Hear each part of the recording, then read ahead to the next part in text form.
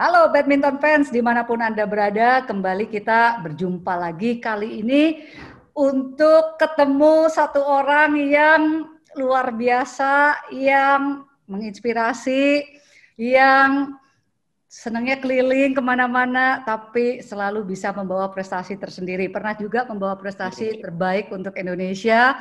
Dan hari ini berarti kita Rangers and Friend ya, dan friend kita kali ini yang sudah hadir di sini ada Reksi Manaki. Apa kabar Reksi?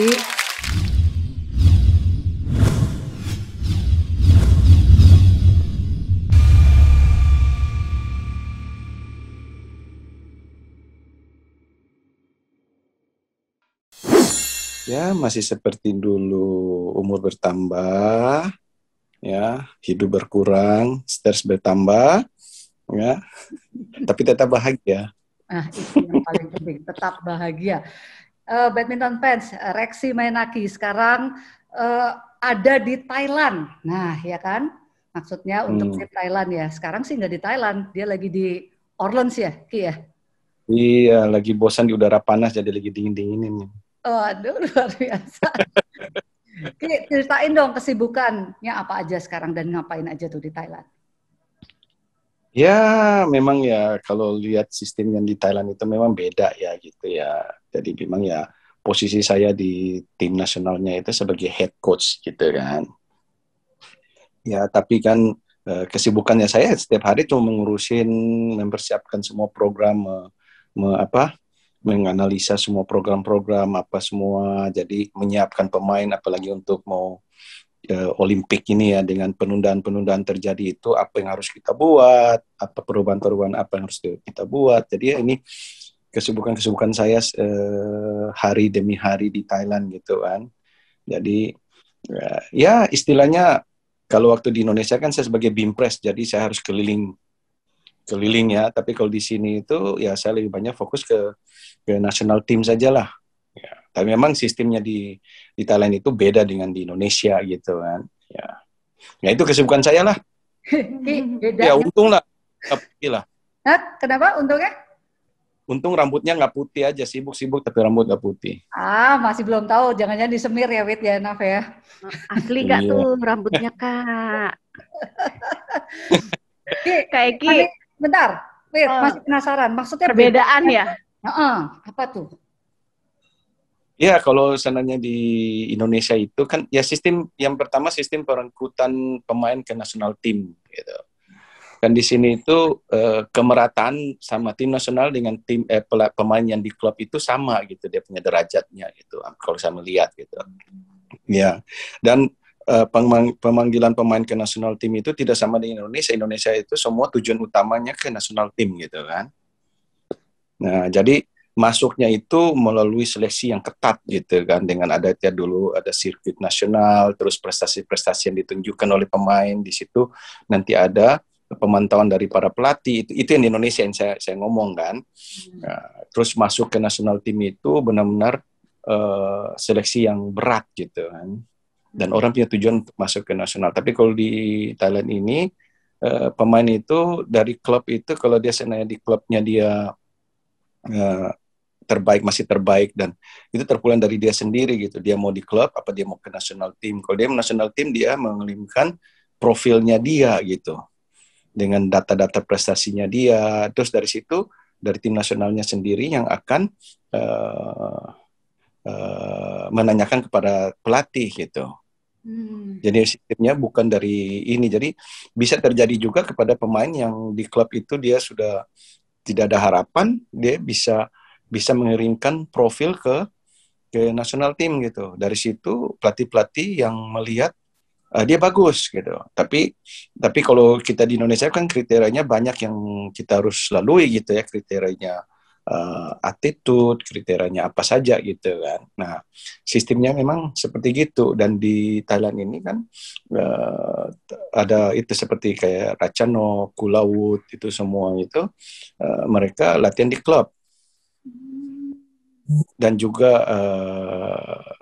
Decapol dengan Sapsiri juga di klub gitu kan. Nah, ya rata-rata memang yang punya klub itu juga punya duit banyak juga gitu, mereka mampu untuk memfasilitasi gitu kan. Tapi istilahnya di klub itu juga mereka ada mementingkan kepada atlet yang berprestasi juga, mereka juga menyediakan fasilitas untuk orang mau berlatih. Ya, kalau berlatih itu bayar. Kalau national team memang fokus kepada badminton aja, tidak ada orang yang private atau apa, ada orang yang datang untuk latihan, nggak ada gitu. Nah itu perbedaan di sini aja gitu. Cuma kalau seandainya nanti untuk pemilihan pemain itu klub-klubnya datang, ya tetap aja itu saya sebagai kepala pelatihnya itu memberikan masukan kepada mereka, pengalaman saya, terus mereka melihat sangat setuju, mereka mendukung. Nah itu yang terjadi, yang kita buat di kita bisa berhasil di Uber Cup final itu kan.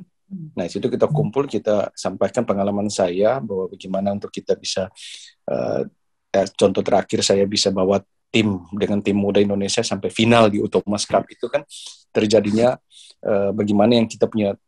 Kalau masuk dalam tim itu tujuan utamanya apa, itu saya jelaskan, dia bisa diterima, dan itu hanya bisa ada latihan bersama itu persiapan yang bersama, semua jadi satu tanpa ada gangguan, makanya kita bisa itu sampai final gitu. Nah, ini itu sesuatu yang sangat beda lah sistemnya.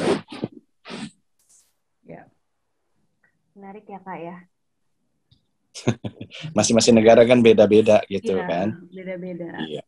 Kak Eki ngomong-ngomong lagi di mana nih Kak sekarang? Katanya lagi di Lagi di Zoom. Lagi di Orleans. Bacanya kalau bahasa sananya Orleans gitu Kak bacanya. Bukan Orleans.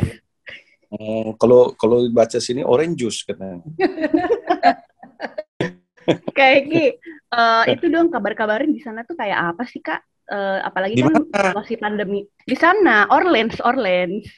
Oh iya, beda memang. Situasinya seperti apa? Situasi memang kalau kita bilang di All England itu udah dibilang kayak Messi ya. Di sini itu kalau saya bilang, wah, sampai saya sendiri waktu di All England, biarpun kita tahu di England itu case-nya cukup high juga ya, high risk ya. Sejak saya masuk di Paris ini ya, di Orleans ini, saya malah jadi nggak tenang gitu. Jadi istilahnya berbicara tentang social distancing, ke safety, tapi dalam soal tes itu semua pemain itu bisa langsung ngobrol gitu. Jadi satu grup itu bisa jadi nggak ada social distancing, udah jadi kayak pasar gitu untuk ngantri gitu. Jadi ya ada orang yang baru datang, saya dengan tim Thailand, tim Belanda baru datang, langsung ngantri. Terus tim Indonesia lagi latihan, datang juga nimbrung. Jadi kayak wah satu ruangan itu semua ngumpul gitu. Ya ini bisa terjadi gitu kan. Bisa terjadi sesuatu yang memang tadi orang yang datang dengan posisi negatif bisa jadi dapat positif gitu. Ya kan? Jadi ya saya bilang sangat nggak ketat gitu. Sangat risky sekali gitu. Sangat risky sekali, tapi dia punya sistem di sini beda dengan di All England. Di All England kalau terjadi ada yang positif itu bisa ada terjadi lagi tes ulang gitu kan. Tapi kalau di sini kalau kita udah positif nggak ada lagi tes ulang. Jadi langsung diisolasi 10 hari, terus selama isolasinya itu akan dijadi tes gitu. Dites kalau udah masih positif ya harus teruskan, tapi kalau udah negatif baru bisa disilakan untuk pulang gitu kan. Nah ini yang situasi yang sangat saya bilang nggak safe di dalam lapangan juga. Di dalam lapangannya itu istilahnya hari pertama waktu saya datang itu terus kita belum latihan karena baru datang kan. Latihannya itu udah nggak ada istilahnya jeda waktu untuk dibersihkan lapangannya, terus akhirnya masuk tim berikut untuk latihan, udah semua jadi satu. Di tempat latihannya juga, wah udah semua jadi satu gitu. Jadi istilahnya safety-nya itu ya lu lakuin sendiri-sendiri lah, kesadaran lu sendiri-sendiri gitu. Jadi tidak ada yang suatu yang dijaga atau sudah diatur oleh pihak panitia di sini gitu kan. Jadi yang penting kita sendiri ya harus tahu jaga diri gitu. Jadi gitu. Jaga masing-masing aja ya Kak ya, pinter-pinter jaga diri lah istilahnya. Iya udah agak gawang udah sendiri. Ki, jaga gawang. Berarti udah selama pertandingan ini masih ada tes lagi apa udah, Ki? Nanti ada tanggal hari Jumat itu tes itu untuk pada semua tim nanti kalau masih berkompetisi untuk tes untuk bisa persiapan yang pulang kan. Tapi selama ini yang kayak di Inggris itu ada tes ulang lagi itu di hari Kamis kan. Betul. Tapi di sini tes ulangnya lagi yang tes yang kedua kali itu Jumat. Wah, tapi kalau Jumat udah masuk partai berapa tuh? 8 besar. 8 besar. Iya. Dan di sini terjadi banyak yang withdraw itu karena seperti gini, tim Prancis itu banyak pemain topnya kena nggak boleh main karena waktu mereka dari All England itu ada berapa pemain dari Belanda sama dari mana? Denmark apa mana? Jerman. Mereka itu latihan bersama di tim nasional Prancis. Nah, dari waktu mereka latihan itu ada satu dari mereka itu yang kena positif. Kena positif itu juga dikategorize bahwa mereka itu close contact gitu. Close contact akhirnya mereka semua dilarang untuk bertanding. Nah, sekarang situasi Indonesia sama juga kan, Indonesia ada satu yang positif, berarti kan yang lain udah dikategorize kan close contact kan. Nah, apakah nanti pihak Prancis akan protes, kita nggak tahu. Iya kan, lucu kan. Benar. Di satu sisi Indonesia kena satu, ya udah di-isolate satu aja kan, yang lain tetap main. Ya itu memang harus yang benar yang begitu ya, itu yang terjadi kalau selama ini kan orang harus mengakui bahwa di Thailand itu paling the best. Karena ada bubble di depan itu ya. Iya, bubble di depan nggak itu itu memang kerja keras dari ketua umum kita gitu kan. Di Coach Atama itu kan, dia bahkan dalam 3 bulan itu nggak tidur udah, jadi dia bagaimana meyakinkan ke pemerintah bahwa ini jalan ini menjadi suatu yang kalau jalan baik ini suatu yang menjadi contoh buat negara yang lain gitu kan. Jadi harus mengerti itu. Dia hari ini meeting dengan orang ini nggak ngerti badminton, oh boleh nggak boleh harus begini, dia meyakinkan hanya orang mengerti. Besok lagi minggu depan lagi gitu meeting lagi, ada orang baru itu ngelawan, hanya diterangkan lagi sampai mengerti gitu, sampai mengerti untuk bisa pertandingan itu jalan dan sukses kan. Thailand itu sangat sukses di sistem di Thailand itu.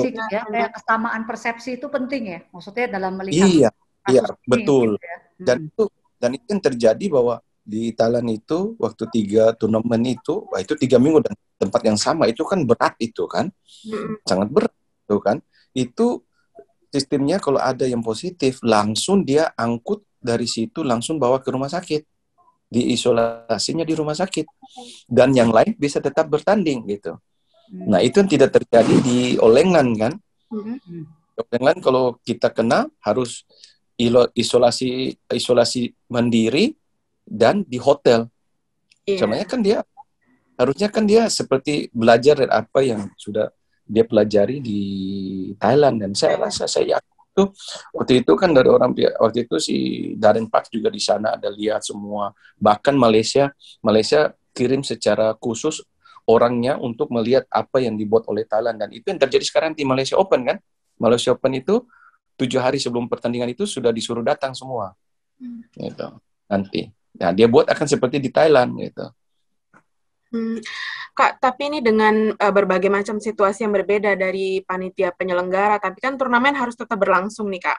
Nah, untuk orang-orang official, atlet, pelatih, mau nggak mau keliling dunia mengikuti turnamen di masa pandemi, perasaannya gimana sih Kak sebenarnya kalau di dalam tim official itu? Ya, istilahnya udah semua jadi satu kan di satu sisi, apalagi sekarang turnamen yang kita pergi ini di Europe ini ada 2 turnamen yang memang untuk Olympic point gitu kan. Jadi ini kita bercampur aduk. Di satu sisi kita stres untuk bagaimana mengatur pemain kita untuk performance untuk dapat poin, di satu sisi kita harus menjaga pemain kita dan diri kita untuk jangan sampai bisa terkena nih virus gitu. Jadi benar-benar sangat stresnya itu di segala area gitu. Stres untuk bagaimana mempersiapkan atlet, menjaga atletnya biarpun mereka udah dewasa, tapi kan ini sesuatu yang bisa aja terjadi keteledoran gitu kan. Jadi ini sangat-sangat istilah bilang lebih stres dari sebelum-belumnya gitu. Jadi kita ke sana stres satu pertama, kita masuk ke negaranya itu harus prosedur protokolnya itu beda-beda kan. Kita harus go through ke berapa lapis untuk bisa sebelum kita lepas dari imigrasi itu kita harus turun dari pesawat sudah dicegat sama polisi, ditanya ini semua apa semua.